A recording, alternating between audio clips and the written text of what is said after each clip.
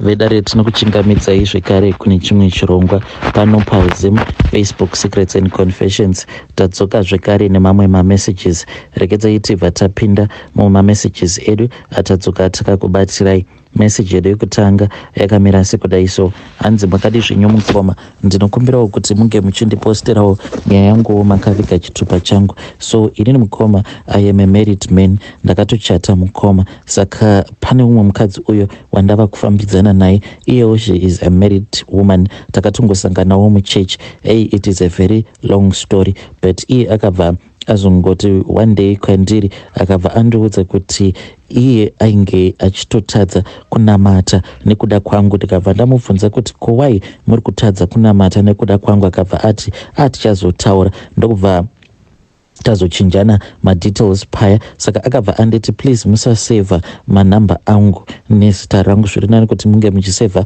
manumbers angu nezita remurume wangu. Handidi kuti mukadzi wenyu ange achizofungidzira kuti tinodanana, saka automatically ndakabva ndatoziva kuti mukadzi uyu ainge achitoda nezvangu. Ndokubva tatanga kutaura paya, saka kubva ipapo mukoma tinongotaura, but nyaya iripo manje ndeyekuti ndakarota hope idzi dzandakarota mukoma, ndakarota mukadzi uyu tainge tatova ready kuti tinge tichiita bonde. Saka paya patainge takarara mukadzi uyu akabva azoti wait, I am coming back. Ndokubva atomuka paya, ainge asitomborina kana kutombopfeka anything. Ndokubva abuda, but paakadzoka mukadzi uyu ainge akabata ndiro yesimbi yainge iri yeyelo. Saka mukati mendiro umu ndakazoti ndatarira mukoma, ndakabva ndazoona kuti mainge muine chipepa chemapiritsi. Mapiritsi acho ainge akanyorwa kunzi AIDS. Then ndokubva azondipa ndiro iyaya, akabva azoti tora ndehako. Saka handizivi kuti what is the meaning of this dream. Inini hangu nditogara ndichingotestewa I am HIV negative, saka handizivi kuti is this a warning yandatopiwawo here kuti mukadzi uyu wandiri kudanana naye iye anorwara. Because so far mukoma, zvimwe zvinhu zvatinotohudzana very soon chinofanira kutoti chinge chichitochaya. Please assist me. Vedare ndo message iyo yandakatumidzirwa ichibva kuna mukoma vedu avo. Please ngatizamei kuti tinge tichitaura navo mucomment section. Hanzi iwarning here iyi yandiri kupiwa. Kurota zvinorevei kurota munhu achikupa plate, hanzi plate iyi inenge ine mapiritsi akanzi AIDS. Saka handizivi kuti what is the meaning of that dream. Ngativabatsirei mucomment section. Regedzai tibva taenda panyedu inotevera. Nyedu inotevera yakamira sekudai: hanzi makadi zvenyu mukoma, ndinokumbirawo kuti munge muchindiposterawo nyaya yangu makaviga chitupa changu. Confession yangu mukoma yakamira sekudai so: ndakakuvadzisawo imwe client yangu, but please musazoisa nyaya yangu kuchirungu. So client yangu iyi mukoma ndainge ndakaishandira because iye ainge achivaka upstairs yake. Akati zvino achivaka upstairs yake iyaya ndini ndainge ndiri the main contractor. Saka murume uyu ainge akati ainge achazondipa mari yangu hafu. Paifanira kuti painge pakabuda mari yakawanda kana neni ndainge ndakatoisawo temba yangu ipapo. Saka ndaipota ndichitorawo mari dzangu ndichibhadhara vashandi ndichitira kuti tinge tichikwanisa kurova basa rake in time. But mukoma murume uyu akazonditamba rough because takazoti paya patainge tonetsana ndichiti ndoda mari yangu. Murume uyu akabva azoti iye it was fine, ndaifanira kuti ndinge ndichizotora mari yangu. So the day randakasvika pamba pake ndakabva ndatoona kutoti painge patori neumwe mupurisa, but mupurisa uyu ndainge ndichitomuziva because ndainge ndakatombomuroverawo basa, ainge achitogarawo mulocation imomo. So mukoma ndakasvika payawo neconfidence, ndokubva ndatonzi ID passport. Ndikabva ndati ko chiko chava kuitika apa.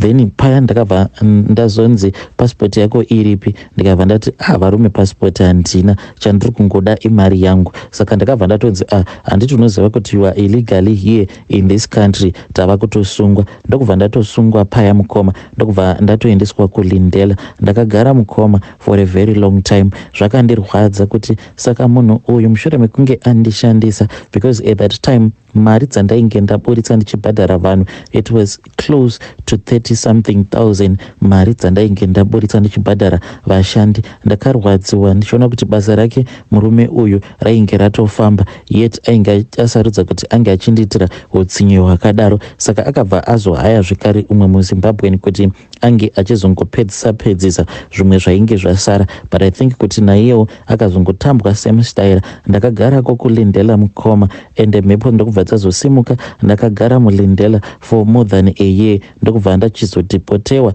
ndikadzoka hangu kumusha. Ndakati ndadzoka kumusha ndikabva ndati pano ndoita sei. Saka ndainge ndakambotaura nevamwe, ndakabva ndati zvino pano ndoita sei, ndikabva ndati haisi nyaya, ndokubva ndazodzoka angu kumusha. Ndiriko kumusha ndopandakabva ndazongoudzawo umwe mudhara wemuraini uyo wandainge ndichiziva kuti anobata zvekare taitongonzwa kuti iye ane mubobobo uye ndiye ainge akapedza kudya vana vake vose. Ndokubva ndaenda kwaari mudhara uya ndikabva ndatanga kutaura naye, ndikabva ndamuudza kuti kuSouth Africa uko kainge kuine munhu ainge akandirobha mari yangu ndokubva azondisungisa. Ndikabva ndataura naye mudhara uya, iye akabva azonzwisisa ndokubva azoti ini hangu pachangu handikwanisi kuti ndiye ndichikubatsira because mishonga iyo yacho yaunonzwa ichinzi ndakabata, mishonga iyoyo ndiye kungondichengetedza inini, but ndinokwanisa kuenda newe kwacho kwandakanopiwa mishonga iyi. So mukoma akazoti ndigadzire mari, ndakazoti ndagadzira mari dzetransport ndokubva tazobva kwedu tichienda kunonzi kumuza.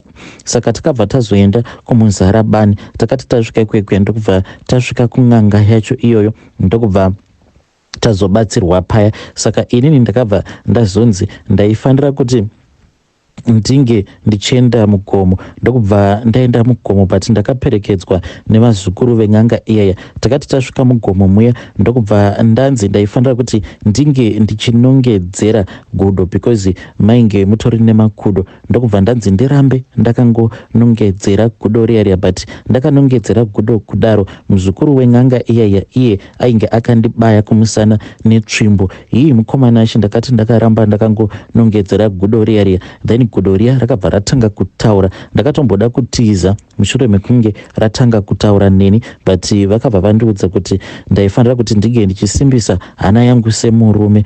Mukoma gudo riya rakabva razoya kwandiri. Gudo iri rakati rauya kwandiri ndokubva randibvunza kuti ndainge ndichida kuti iro ringe richiita sei because rainge rava kundishandira. Zvino mukomana ashe ndakabva ndazorudza gudo iri kuti kuSouth Africa uko kwainge kuine uyo ainge achifungidzira kuti iye ainge akangwara kundidarika uye ainge akandirobha mari yangu ndokubva azondisungisa. Saka chekutanga ndaida kuti iye ambotanga ambotambudzika, then after that obva achizondipa mari dzangu. Gudo riya rakabva rati zvakanakai ishe, ndokubva ratotanga kutofamba. Mukoma rakafamba ndokubva ratanga kumhanya kudzamara razonyangarika. Zviya zvezvikuru zvasekuru vaya zvikabva zvatondiudza kuti zvainge zvatoita gudo riya rainge ratoenda ratungamirira richienda kuSouth Africa. So ndakabva ndazopiwa umwe mushonga zvekare wandaifanira kuti ndinge ndichishandisa. Saka mushonga uyu ndinoti kana ndikauyisa muhomwe pose pandinenge ndinenge ndichingotyiwa, kunyange pamapurisa chaipo ndinotodarika. So ndakazodzoka zvekare kuno kuSouth Africa. Ndakati ndadzoka mukoma, then uya muchinda uya ndikabva ndazonzwa zvichinzi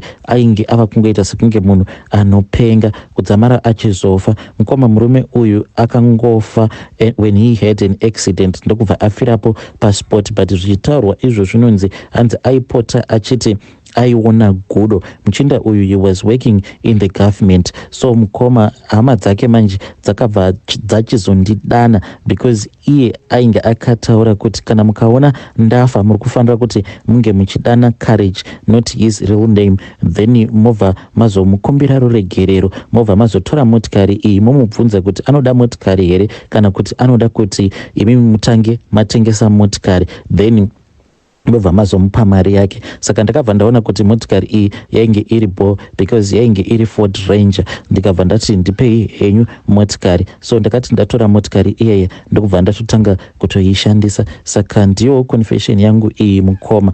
Zvadaro ndakararamawo kwemakore mushure mekunge ndapiwa motikari iyeye. Nerimwe zuva ndakati ndichitodriva ndichibva kuSouth Africa ndichidzoka kuZim, ndopa ndakabva ndazoona gudo iri mukoma ndakatoriona rainge rakatogara paboneti zvaro. Ende panguva yacho iyoyo pandakaona gudo racho iroro, mind you, I was traveling at a very high speed. Ndainge ndichitotravela zvekuma 120 140 ikoko, but gudo iri rainge rakatorelaxa zvaro, rakatongogarapo paboneti remotikari. Ndakabva ndamisa motikari gudo riya ndokubva ranyangarika. Saka gudo iri ndinopota ndichiriona nguva zhinji. Saka ndakazoti ndadzokera kumusha ndokubva ndadzokera kumuzarabani kwekwe, ndikabva ndazotaura navo sekuru vaya panguva yacho iyoyo pandakasvikako handina kukwanisa kubatsirwa zvakanaka because vainge vachirwara serious. Ndikabva ndazonzi ndinge ndichimbodzokera kwedu, saka ndakadzokera ndokubva ndambogara. Ndikabva ndanzwa kuti zvainge zvava kusaita because ndainge ndava kukwanisa kuona kana kuti ka5 per day. Ndikabva ndadzokera zvekare kumuzarabani.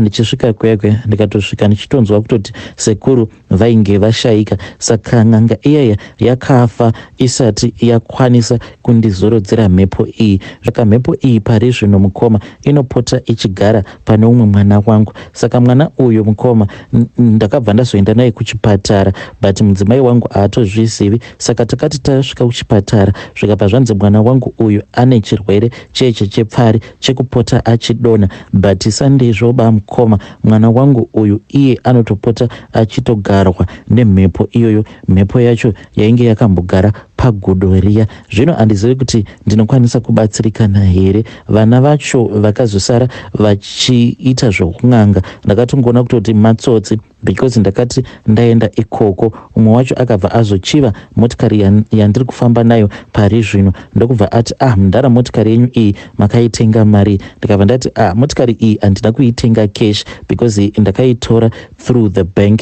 Ndikabva ndati but iyo zvayo motikari iyi it cost somewhere between 1.7 to 2 million rands. Saka ivo manje vakabva vati hazviite here kuti munge muchititengesera motikari iyi. Ndikati handikwanisi because motikari iyi ichiri mumaoko ebank. Saka ndakabva ndatoona kutoti vanhu ava apa vari kufanira kuti vange vachindibatsira already vava kutotanga kutochiva mudziyo wangu. Ndikabva ndaona kuti ivo havapo pakuda kubatsirana neni but vari kuda kutonditorera upfumi hwangu. Saka ndinokumbirawo kuti vedare renyu vange vachindibatsira. Mhepo iyi ndingaizorodzawo sei?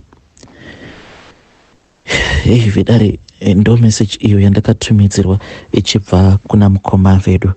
Please ngatizamei kuti tinge tichitaura navo mukoma vedu ava mucomment section. Zvakangoma hazvo vedu we. Strange things do happen in this world.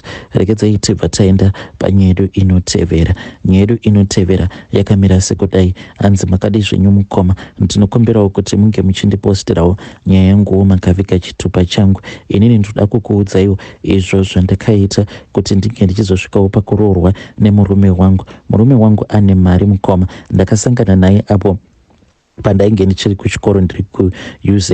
Iniwo ndinobva kumasvingo, but ndakabva ndazonzi ndaifanira kuti ndinge ndichizoya kuzoita zvidzidzo zvangu paUZ.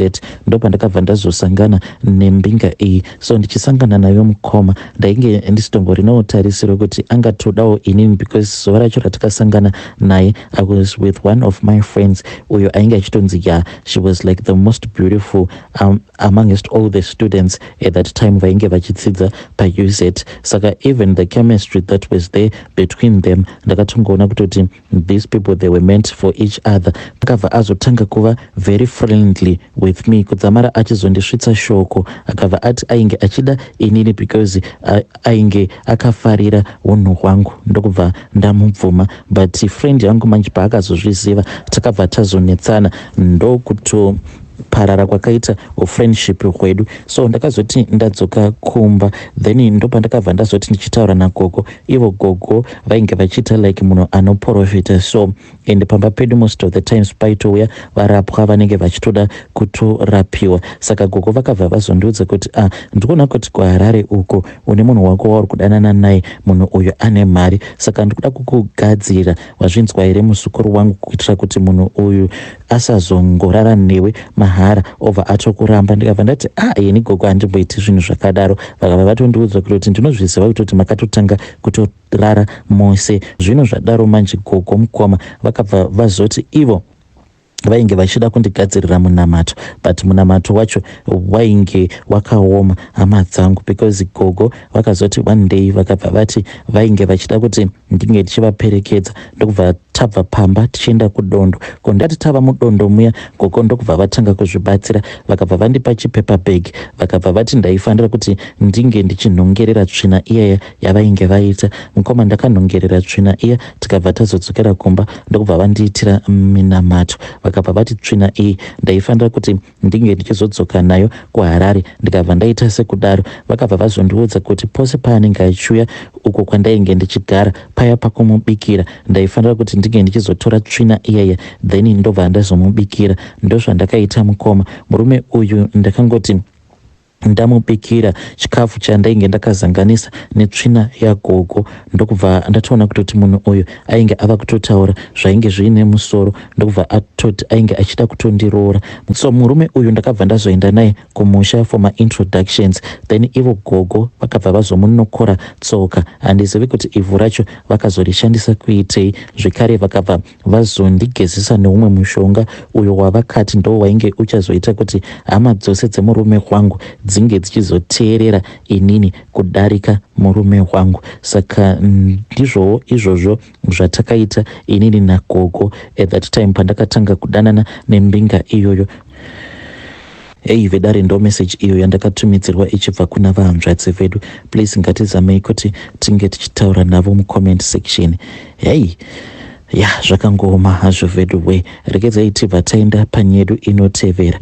Nyedu inotevera yakamira sekudai. Hanzi makadi zvenyu mukoma, ndinokumbirawo kuti munge muchindiposterawo nyaya yangu makaviga chitupa changu. Inini ndikuda kukuudzaiwo zvakaitika apo pandainge ndichiri form 3. Mukoma, ndakamboita gore rose ndichingoona chipoko chababa vangu.